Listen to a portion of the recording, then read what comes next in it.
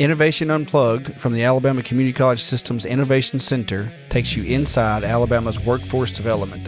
Join us for enlightening conversations with community leaders and industry experts showcasing experiences, addressing key issues, and celebrating successes in the workforce initiatives across the state.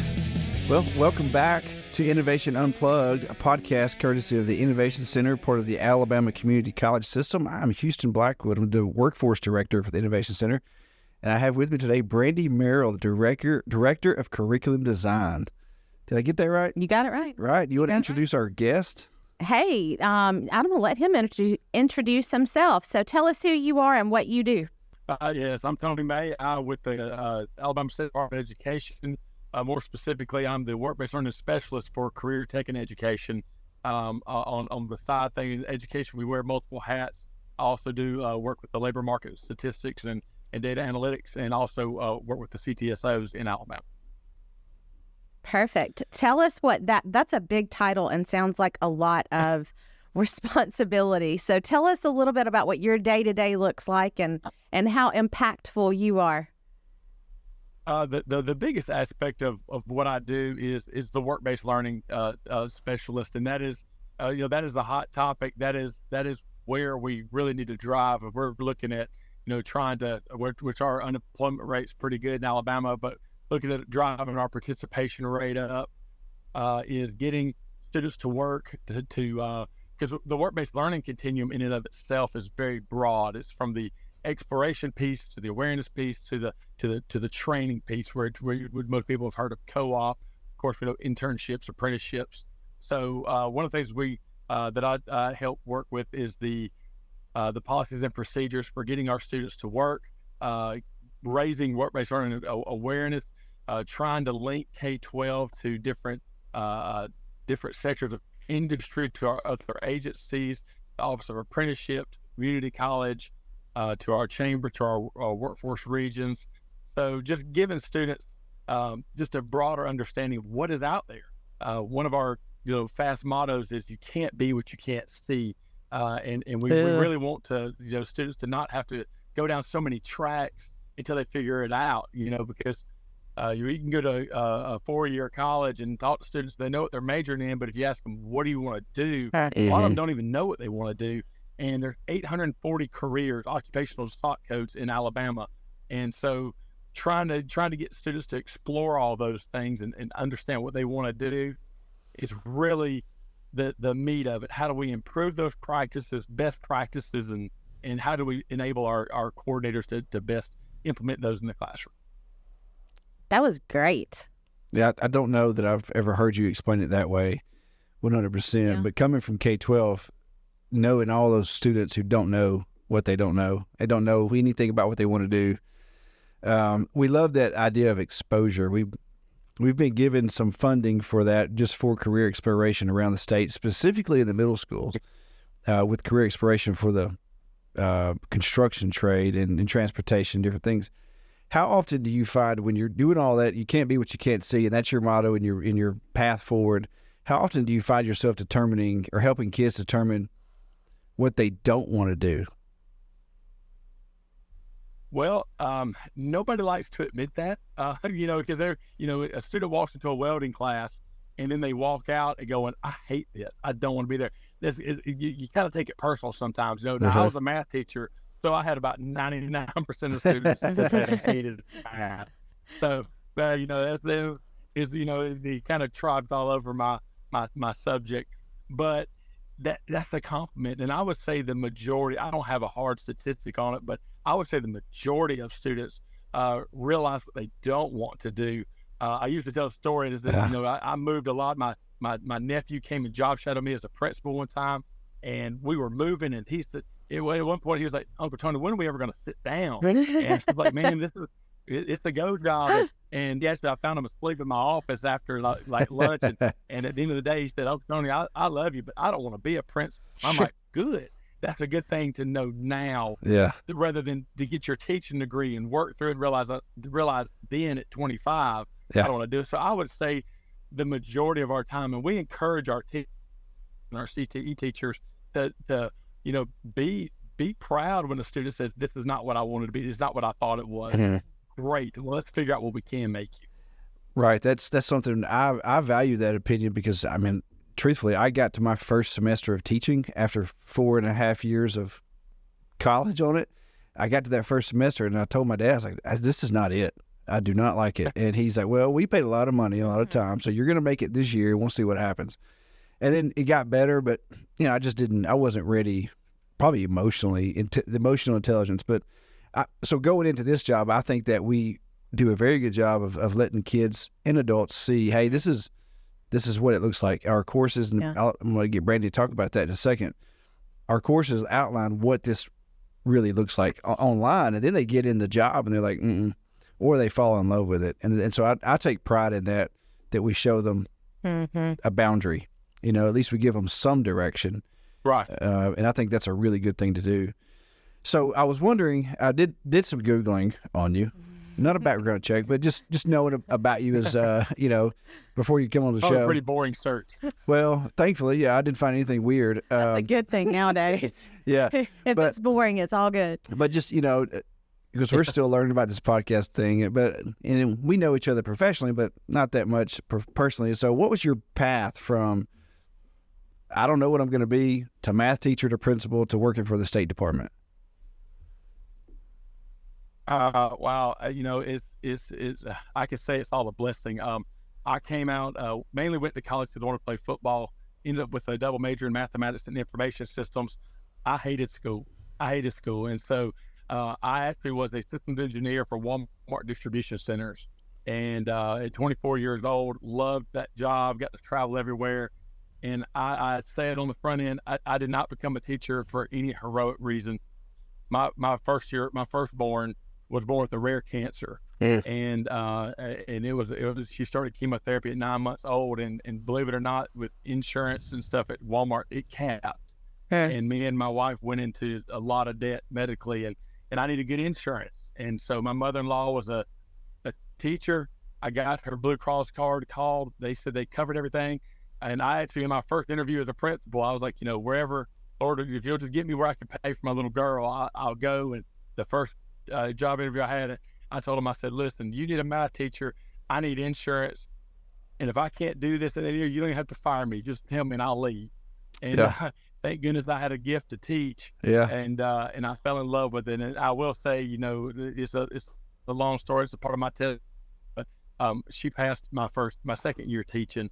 And but I loved it. I didn't ever want to go back to the engineering side. I loved teaching.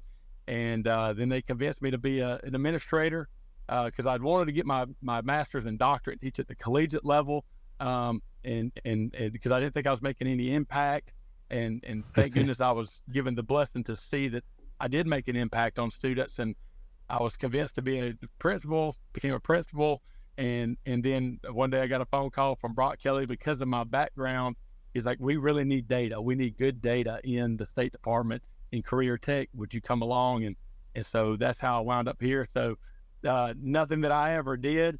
I will say I was raised by a hardworking man I was a first generation college degree. And it was my work ethic that really pushed me. And that's what I pushed trying to talk to our students and talk to them about. It's a work ethic that got me where I was. Because I've never been the most talented or smartest person in any room I've ever been in, but I work.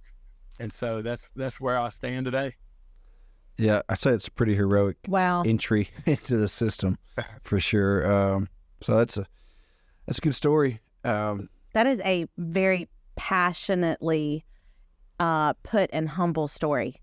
Like, and not a story, but a personal story for you. And it comes across. And you know, we talk about all the time how, and I can hear the passion, like, for what you do and the impact. And we talk about all the time how, you know, we tend to work hard and we also all kind of came from, you know, very hardworking backgrounds and kind of understand that raising, that rearing, but to kind of hear you put it in those terms about how, you know, ultimately your choices, which I believe were divinely led choices, you know, your choices led you down a path that now you have the opportunity to impact so many people. We talk about that all the time, about how surprised we are in a sense that we all have kind of come together in this Innovation Center project, but just how divinely oriented we feel like we are. So it sounds like your story's kind of similar, and the passion that you bring to it. So that was really touching. That was good. Well, it also didn't help my students any because, with me being kind of a bad student, I'd catch them at doing everything. They're like, how did you know I invented that? So it made me a pretty effective principal too. So, oh man, absolutely. But I'm very passionate about what I do because I want, and I love brain research. I love getting to kind of know what generation we're dealing with and personalities and I'm a family man. I love my family. I love my kids. And I read some research one day that the average teenagers these days, especially after COVID, only has 15 minutes of actual meaningful dialogue a week, meaningful dialogue with their parents. A week? It just broke my heart. A week. That is heartbreaking. A week. Yeah, that's... And it's like, and the thing is I know where my morals and my work ethic was instilled by Kenny May and by Kathy May. And they instilled those in me to work hard. And I'm like, if students aren't getting that, they can't help it. We can't help it. But goodness, we can teach it and we can emulate it. So let's do this. And so, because our economy and our workforce depends on it. Yeah, man. I don't believe in coincidences. Maybe I did a long time ago. And we've talked off record a few times about our faith and our mission and what guides us. But you might not know this. So Brock Kelly brought you to the State Department. So Brock Kelly, then I don't know, was he the president of LBW at that time? Oh no, he came from Charles Henderson, the State Department, and then left to go to do that. So now he is the president of LBW, and when his workforce director left, he hired another guy that he met on LinkedIn at a conference named Chad Sutton. Chad was on our podcast, some previous episodes. Chad's the workforce director. He literally moved from Indiana here. Well, what's funny about all that is that Brock Kelly's right in the middle, that he got you into the State Department. Then he brought Chad down here, and Chad will say that he felt like he was called, like he was a divine connection and interaction to move to Andalusia, Alabama from Indiana to do what he's doing, workforce training. And he's our champion for Skills for Success. And some of his biggest efforts and biggest successes have been in the K-12 world, which guess who blessed that and made that happen? That'd be Tony May and Ken Seeley. And so, like, you have those two worlds out there, no coincidence, coming together to create an opportunity for kids in Covington and Escambia County and whatever the county Chad serves. Yeah, and the connection. Yeah. Because, you take up Brock Kelly and you connect all these pieces together. We talked on another podcast about connections and how important those are, and you just brought up about parent, child connections. And so I kind of went off thinking about that for a minute because it was kind of pinging off a conversation we had brought up not too long ago. But those connections are important, whether it's, one-on-one, parent to child, or if it's teacher to child, or if it is, community leader to prospective employee, or whether it's our organization to your organization. All of those connections are really what makes workforce move. But and I will say this, I talk to students as well. Sometimes we overstress and overthink ourselves, and this may be off the beaten path. But it was funny. I was actually presenting in Birmingham for a career tech, Don Morrison, that got me to come and present on spreadsheets because that's one of my specialties. And I was presenting on that, and I got to the point because I'd actually tried moving more in K-12 and been getting roadblock after roadblock, and very frustrated. And my ego had kind of gotten a little smashed, and I had a quiet time that morning, devotion, and I said, what, Lord, I'm content. If that's where you want me till I retire, I'm content. I'm good. And truly felt that. I didn't just say the words. I was like, I really felt content where I was. I could keep serving kids all day long. And 3 hours later, Brock calls and goes, hey. Yes. I was like, all right, I guess we're just waiting for that contentment there. But, just being content in your job, and sometimes you got to let natural flow of things work. And I'm just happy where I'm at. I'm happy what I'm doing. And I look back and I'm just grateful and thankful for everything that all the opportunities I've had. Us too. We probably have the same story. Just didn't expect this thing to happen and didn't know what it was when it came on board.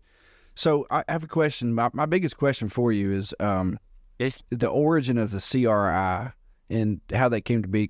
And let me give you a quick scenario of what I know about education. So I graduated high school in 1999, and it was whatever it was. My first year of teaching was the first year of inclusion for special ed. And then shortly after that, we had AmSty came along. It was a big thing. And then we had the A+ College Ready and the AP program. And then we had dual enrollment. And the whole time, I never heard anything as a young teacher, about career tech. It was never talked about until I was probably 2012 or 13. It was the first time someone mentioned anything about it. And they didn't even call it workforce, or they didn't call it CTE. I don't even know what it was. So from your experience, where did the CRI come from? Well, I'm kind of in the same boat, and I will say this, but again, I can't answer questions directly, sure, because I always have a story behind it. But I was the same way, and as a 9 years as an administrator, I look back now and go, because I'm always trying to look for something to be innovative. I was always trying to look for that edge for my students, and I've said it 100 times. If I back 9 years when I was first administrator, it's now 13 years ago, but if I go back, I would tag team with CTE. It's everything that I was wanting. And so I was the same way. I'd heard it called Votech, and I may get canceled for saying that. That was one phrases that they tried to get away, because there was a stigma to, kind of putting people, oh, you don't want to go to college, so go there, or you're in a special needs program, we need to accommodate you, so go there. And it really was a dumping ground, but it had a lot of money behind it. So that was my experience with it as well, until I actually learned what it was. And so from my understanding with the CRI, those credentials is really kind of spawned from Governor Kay Ivey's Success Plus plan, and wanting to credential and have our workforce skill ready, 500,000 skilled workers. And that doesn't mean we need to create 500,000. We want to upskill 500,000. We need that to fill that gap. And so these are, not done by a curriculum specialist, not written by an educator, but industry-led credentials. What are the things that business industry say you need to have a job? And that's where it started. So, let's get a list of them. Now we try to categorize where they are. So there are third-party credentials that business and industry say these are what's important. Preach. Yeah, that's exactly what, and that's what we were strictly created to quickly upskill people, to cut out all the riffraff, no fluff, just the skills. Here's the knowledge, here's the skills you got to have, and let's put it in an accessible fashion and go. Brandi's been an absolute dream of taking that caterpillar and turning it into a butterfly to make these courses really go well. Well, it's easy. It's easy when you have the right people who are in such a need, whether it doesn't matter what industry it is, everybody wants a seat at the table to come and say, here's how we need help, right? And it's so cool to watch a group of people who may or may not know each other agree in the world of, everybody can't agree on anything these days. They come together and they agree on, no, these are the need to know things, because we've all either been in the classroom or been in front of the classroom where there's so much that, you kind of skip over or don't want to cover because it's really not all that relevant. And so it's so much fun to watch this group come together and go, here are all the things that are relevant, and that's all we need. And then we get to take it and kind of run with it. So it is fun. I mean, thank you for that. But it makes it easy, when everybody kind of comes together for that cause. And it is amazing that it's such a, it shouldn't have been a novel idea, but it's that you took and you made it so easy. Because the thing is I know you say it's easy. I know it was not easy to put together, but it's like we've always done these things that have just been silly with theory and what are we thinking, these mystical, magical, offbeat things. And it's like, why don't we just ask the business industry what they want? And you provided that, and turns out that's what the students want, because the students just want to be a better worker. Yeah. I mean, I'll tell you what the Innovation Center is doing is, and I will say this, I get the opportunity to travel to other states and conferences, being on National Workbase Learning Policy Committee, just, I am so grateful and thankful for our partnerships that with the community college and innovation center, because that is not everywhere. That is, I spoke with several states that they don't even have a communication with their community college. They're like, oh no, it's like we live on two islands. Yeah. And I would hate to live in a world like that. Agreed. Yeah, we're not those people. We are constantly just jumped into conversations that we don't belong in, just to say, hey, have you thought about doing it this way? And as often, I was just with the Morgan County EMA Monday, trying to tell the EMA director what we do, and he was like, so if I got 22 other county EMA directors, you could tell them about this? And I was like, that's what we do. That's literally what I get paid to do. But explain it, he said, this is not real. This is too easy and too good to be true. And I was like, well, we get that a lot, but literally just, it's a no-brainer. We just, for the first time, where the gloves were off for us, I think as a state, to really build something that is usable and accurate. I want to throw some numbers at you. We started the fall semester, the end of the summer semester, right around 5,000 participants, enrollments around the state. That's with 22 colleges working, and we had not really engaged with the CRI because you guys were waiting to release that data at the summer conferences. Well, now we're closer to 8,000 people. So in one semester, we almost doubled our numbers. Wow. We've served over, this is a different number than when I wrote it down. We've served over 55 high schools, and engaged with and served over 55 high schools out of 278 sections that we created. So in one semester. In one semester, okay. The fall of 23, and we, every class is a section. We had 278 sections, 193 of them. This was last Friday. 193 of them were K-12 around the state. And then, and just some specific numbers, in Morgan County schools, food and beverage and skid steer, they had 175 kids register in 2 days. And just the other day in Limestone County Tech, they had 48 to register for skid steer and excavator. This was the Limestone County Career Tech. And then down in Andalusia, they had another 52 to register for excavator to be held in January. And so I want you to just put your principal hat on and your work-based learning hat and think about those almost 300 children that are about to go through a hands-on lab. They're going to go through some knowledge. They're going to go through some hands-on. They're going to cut the onions. They're going to run that skid steer up and down a slope dirty, and it's going to be cold. It might rain on them. How powerful is that for you as a work-based learning, just a training guru? What does that say to you?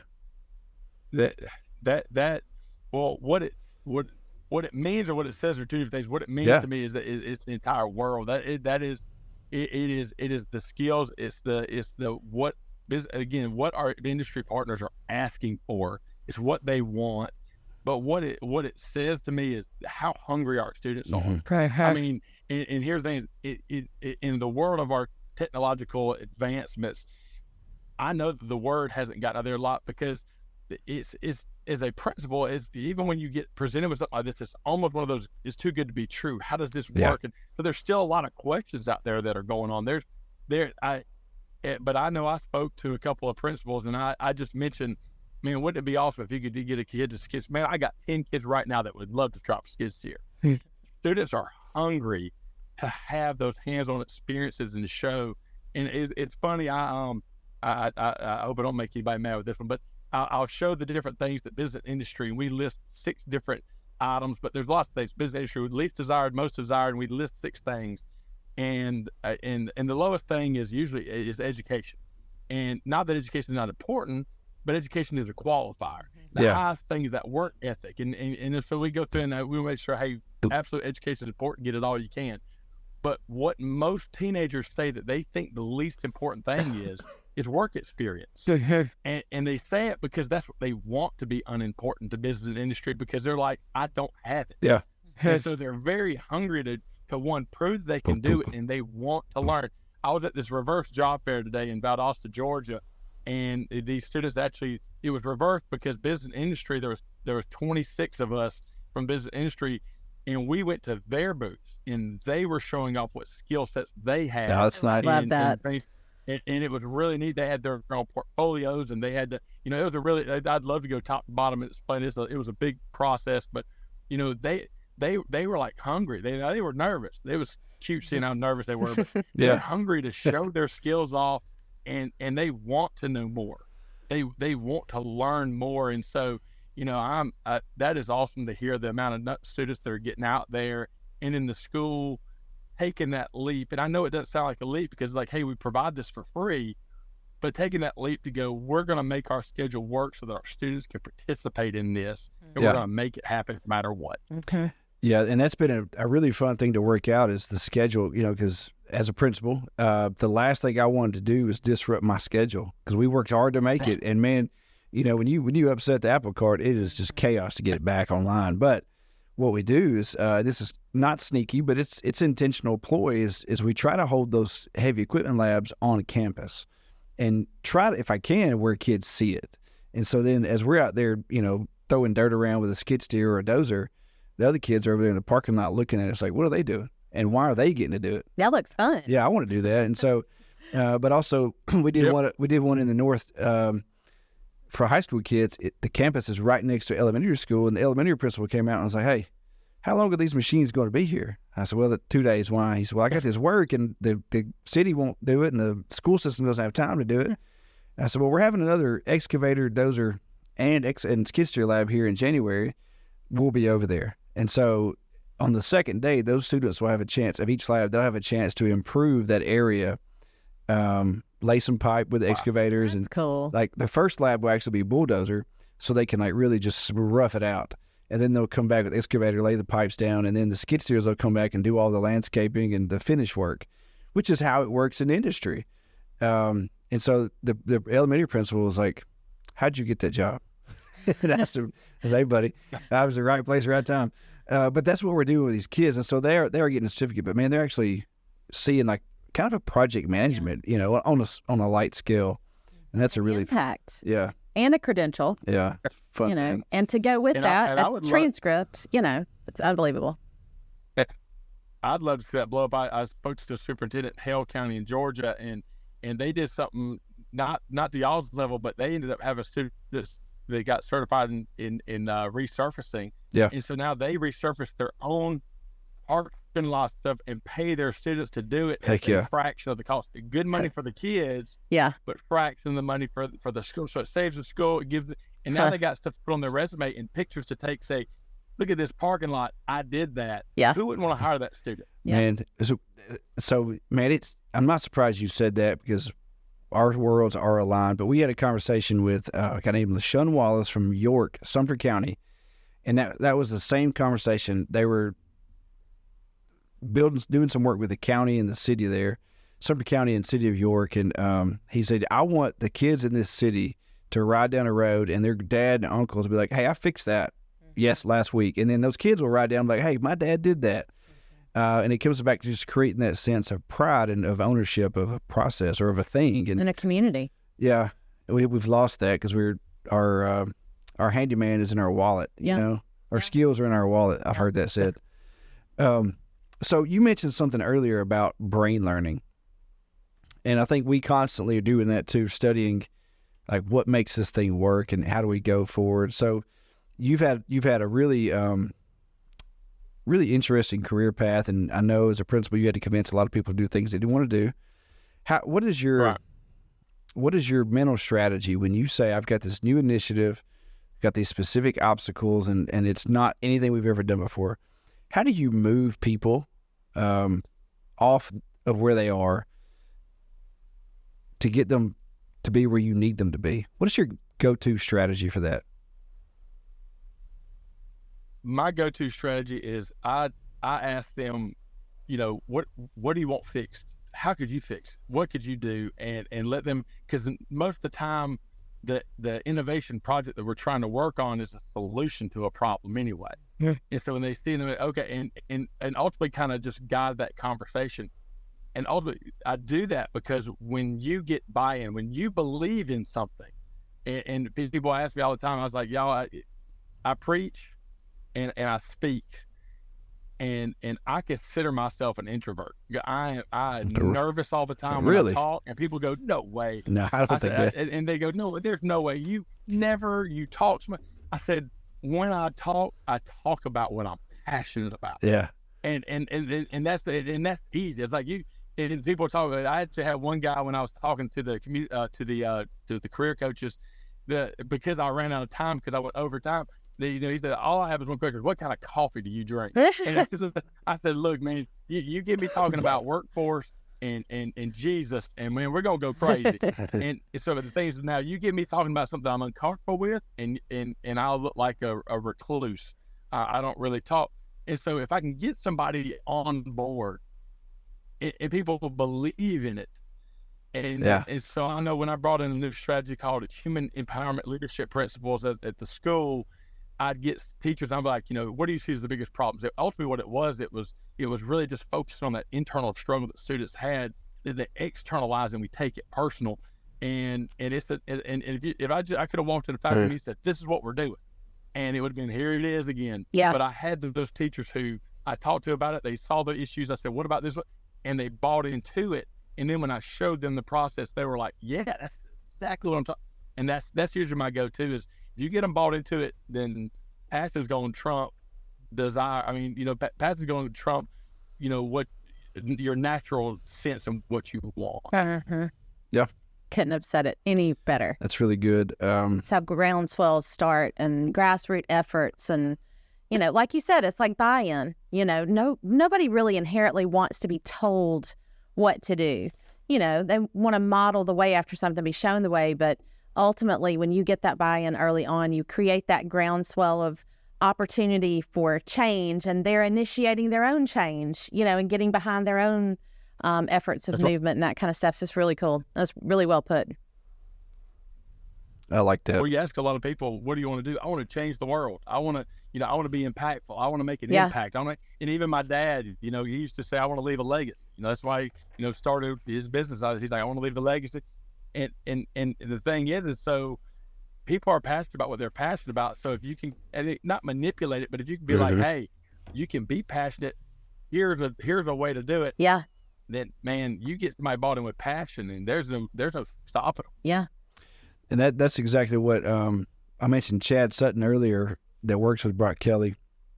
That's what the first time I ever met him, I said, this guy's got some energy. This guy's got some desire. And I was talking to him on my way down here, and he just hired a new staff member just to handle our courses. And he said, man, I feel like for the first time in almost a year that I know I'm supposed to be doing this. I feel led to. And now I have a physical thing to actually move that pile. I don't just want to, now I can. And so, he was just rattling off all these ideas he had. And I was like, man, if I could just take 10% of that and dump that around the state, and let everybody see the possibilities. So good. Hey, another question. I know we're getting close on time. We got plenty of time, but I know you've got to get somewhere home.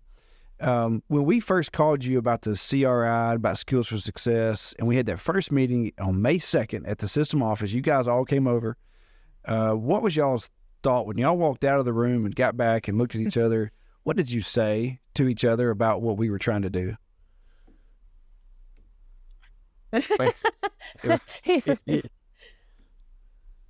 was more of an emotional surge. It's incredible. This is absolutely incredible. This is like, what do we do? And of course, Ken Seeley is the TRI guru. And so it was like, let's make this happen, and of course, immediately strategizing on, selling, how do we get this to our principals? How do we sell this to our directors? How do we, because this is here, and it needs to be here to stay. And I can't wait to see what it blows up and expands into. Yeah. So no, we were excited. And again, the fact that, and again, I love you guys. I don't say it just because I'm trying to score brownie points with y'all, because nobody pays. Community colleges don't pay me any extra to say this, but that y'all include K-12 and brought it in and have offered so many resources that are invaluable to our students, and our teachers love it, because it seems like, and I'm sure this is what I know y'all had this in mind, but it seems like y'all's sole intent was to make it easier for the teacher, and I mean, because the last thing you want to do is pile more onto them. And I'm speaking to like ACE as well, I mean, I don't think it can get any more easier than the skills for success, because it's it's laid out, it's there, and they have the labs done for you. So I speak like the ACE program and the MAPS. It's just incredible that y'all have been like, hey, we have this product and we want to get it to our K-12 students. Yeah, we met. We didn't know how y'all would respond, so we asked, around our building, hey, can we call them? Can we talk to them? They're like, well, whatever, sure. And then they never were like, yes, go ahead, that'd be a great idea. So we just went after it, and again jumped in a conversation we weren't really a part of.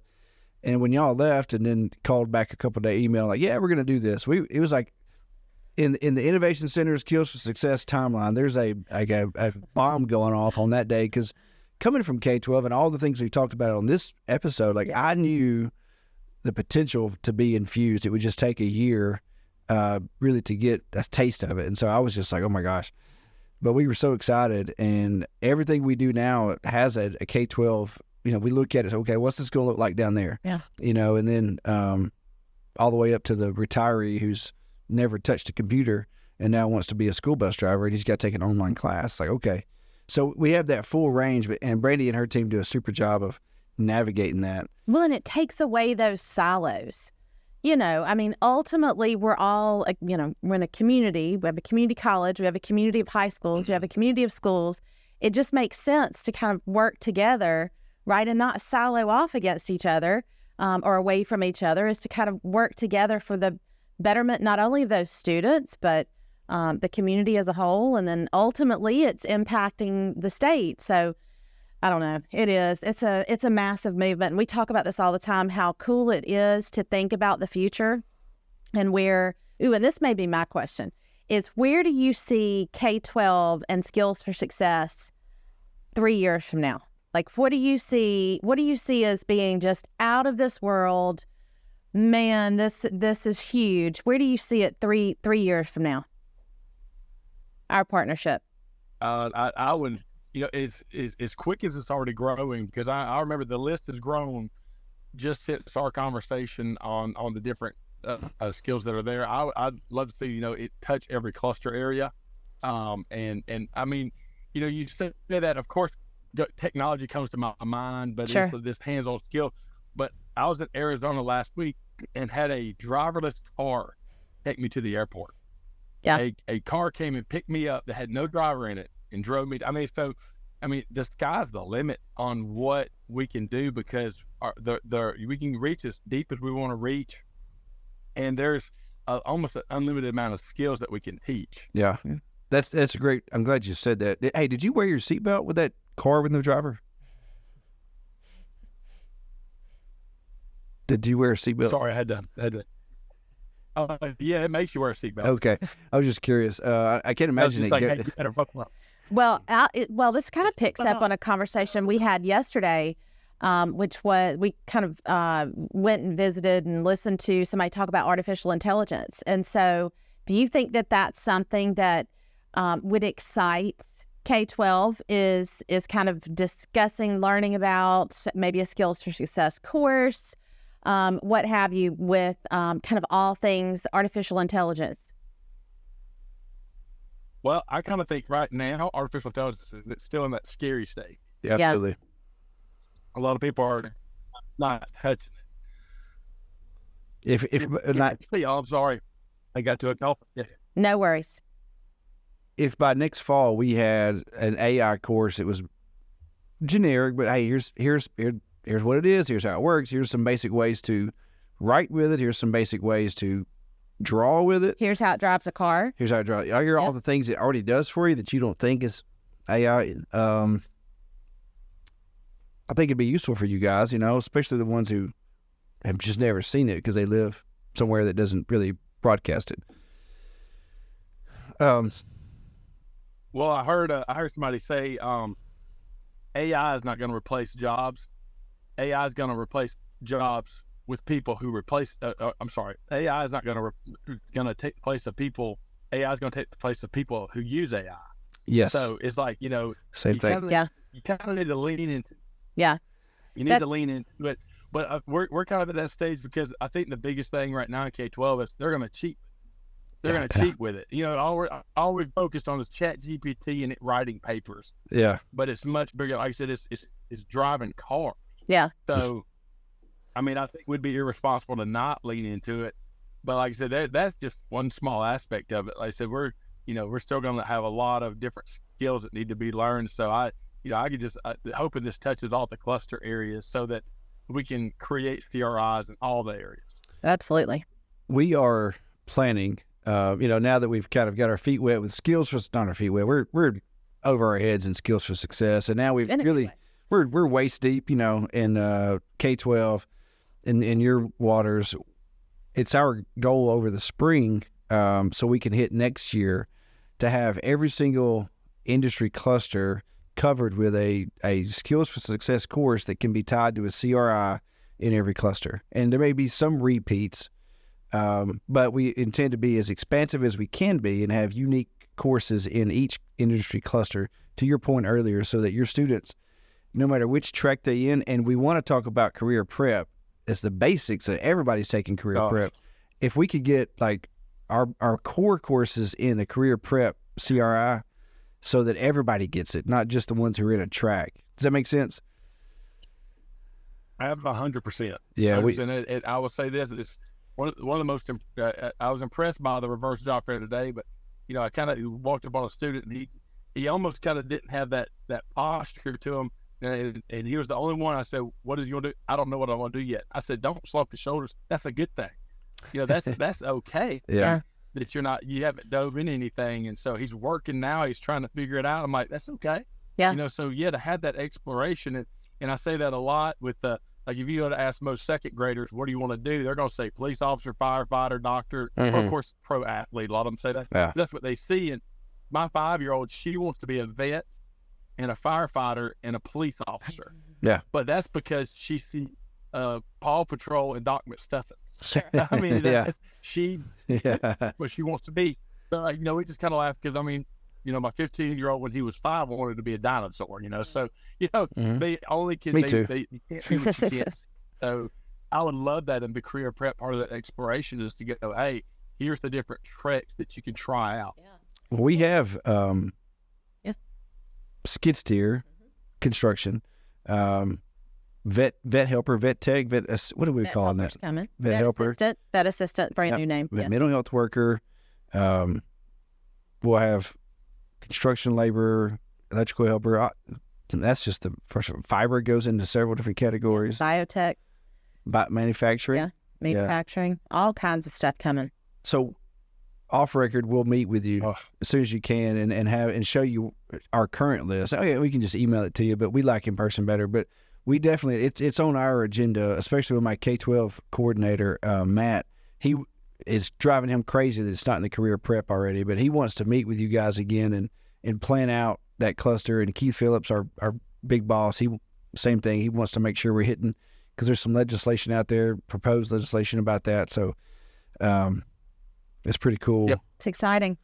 Yeah, man. We are almost out of time. I can't believe we made it this far. But final thoughts, man. What you're our guest, and we're so happy to have you. And you've been sitting in your truck for 46 minutes. I know. God bless you. On your way home on a Wednesday afternoon, you probably got some small group or something to attend to tonight. And final thoughts about all things career tech, work-based learning, skills for success, community college system, any of it.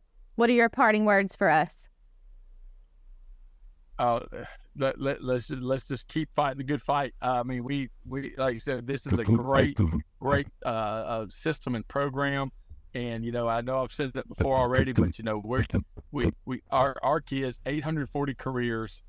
There's no way of any one person being an expert on more than 2 or 3 to talk to them. So we got to open that exploration up for students. And hey, I'm all for missing 10 times on what students don't want to do. That's great. Let's keep just exposing them.